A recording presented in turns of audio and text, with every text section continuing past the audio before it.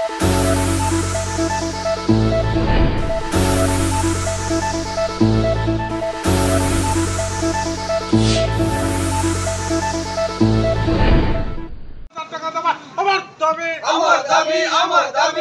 श्रमिक मान पेंशन लागू करबा हमर दाबी सरकार तुम्हें मानी नियो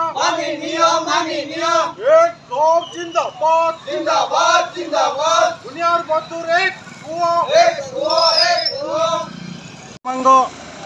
एआईसीसीटी राज्य कमिटी सभ्य आज मिलित श्रमिक मंच आह्वान क्रमे सारा देश रे भारत बंद पालन अवसर रे गुणुपुर रे एआईसीसीटी पाचिका सहायक संघ आइरला एआईकेएम आदिवासी संघर्ष मोर्चा पूर्ण समर्थन करी भारत बंद डाकरा देइछि। भारत बंद आमे करिछु। आमे सेथिरे मूल कथाटा होछि देशर जो मोदी सरकार 4टी श्रम बोर्ड जो आनिचंती संपूर्ण बातिल करिया पारे देशर जो श्रमिक लोकंक पारे पेंशन लागू करिबा मासिक 26,000 टंका जोगाई दबा एवं आदिवासी लोकंक ऊपर जो दमन होछि संपूर्ण बंद करिबा चाषीर अधिकार पाइबा दाबी उपरे आज आमे भारत बंद करूछु। आमे